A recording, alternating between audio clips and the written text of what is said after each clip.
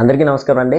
ఒకసారి ఈ వీడియోలో మీరు గమనిస్తే ఒక బాబా గారు, పేరొందిన బాబా గారు, ఆయన ఏం చేస్తున్నాడంటే నీళ్లు తాగాడు. నీళ్లు తాగిన తర్వాత ఒక కచీప్ తీసుకుని తన యొక్క పెదాలని శుభ్రపరచుకుంటున్నాడు. అలా శుభ్రపరచుకుంటున్నప్పుడు ఆయన ఏం చేశాడంటే ఆల్రెడీ ఆ కచీప్ లో ఒక విగ్రహాన్ని దాచిపెట్టేసి ఏమీ తెలియనట్టు ముఖాన్ని తుడుచుకొని ఆ విగ్రహాన్ని నోట్లో వేసుకున్నాడు. అక్కడి నుండి కొద్దిసేపటి తర్వాత ఏం జరిగిందంటే ఆ బాబా గారు తన నోటి నుండి ఏవో శక్తులున్నట్టు, ఆయన అద్భుతాలు చేస్తున్నట్టు నోట్లో పెట్టుకున్నటువంటి ఆ విగ్రహాన్ని బయటకు ఊసేశాడు. ఊసేసినప్పటికీ అక్కడ ఉన్నటువంటి ప్రజలంతా చూసి బాబా గారు చాలా శక్తిమంతుడు, బాబా గారి దగ్గర ఎన్నో శక్తులు ఉన్నాయి, మాయలు ఉన్నాయని చెప్పేసి గుడ్డిగా నమ్మేశారండి. ఏమండి, అందరికీ తెలియని విషయం ఏంటంటే అక్కడ ఉన్న కెమెరాకి ఆ యొక్క బాబా చేసినటువంటి మ్యాజిక్ ట్రిక్ తెలిసిపోయింది. ఇప్పుడు మరో వీడియో చూద్దాం. ఎవరైనా మన సోదరిమలు ఇక్కడ ఉన్నారు, చిన్న పిల్లలకి తావీజులు ఇస్తారు. ఎందుకు తావీజులు ఇస్తున్నారంటే, లేదండి ఈ బాబు నిద్రలో ఉలిక్కి పడుతున్నాడు. ఉలిక్కి పడడానికి తావీజు అసలు సంబంధమే ఉండదు.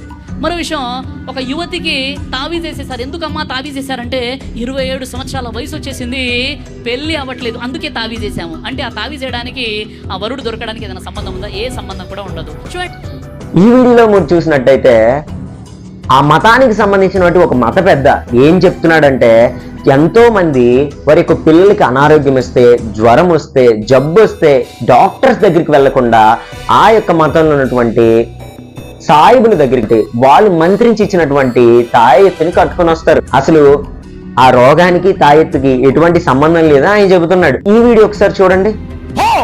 ఈ వీడియోలో కొంతమంది పాస్టర్స్ అని చెప్పబడుతున్న వాళ్ళు ఎదురుగా నిలబడినటువంటి వ్యక్తుల్లో దెయ్యాన్ని మేము వదలగొట్టేస్తున్నామని రకరకాల భాషలతో, రకరకాల శబ్దాలతో వాళ్ళని తోసేస్తారు, వాళ్ళని కింద పడేస్తారు.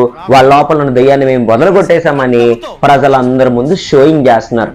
నిజంగా అందరికీ తెలియని విషయం ఏంటంటే ఇక్కడ మోసం చేసేటటువంటి బాబా ఫేక్, అక్కడ తాయెత్తు ఇచ్చినటువంటి సాయిబు ఫేక్, ఇక్కడ దెయ్యాలను మొదలుగొట్టేశామని చెప్తున్నటువంటి ఈ పాస్టర్ కూడా ఫేకేనండి. ప్రతి మతంలో ఇటువంటి మోసగాళ్ళు ఉంటారు, ప్రతి మతంలో ఇటువంటి మోసం చేసే వాళ్ళు ఉంటారు, ప్రతి మతంలో కూడా ఇటువంటి దొంగలు ఉంటారండి.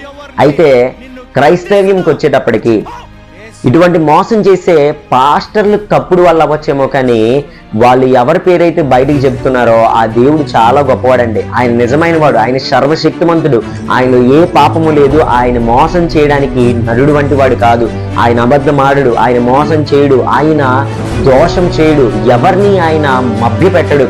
కనుక దేవుడు చాలా గొప్పవాడు, యేసుక్రీస్తు వారు చాలా గొప్పవారు. కాబట్టి ఇలాంటి వాళ్ళ యొక్క వీడియోస్ చూపించి దయచేసి దేవుని మాత్రం ఎట్టి పరిస్థితుల్లో అవమానపరచవద్దని చెబుతూ ఈ యొక్క వీడియో ద్వారా నేను మీ ముందుకు వచ్చాను. క్రైస్తవం ఎంత గొప్పదో నెక్స్ట్ వీడియోలో నేను మీకు తెలియపరుస్తాను.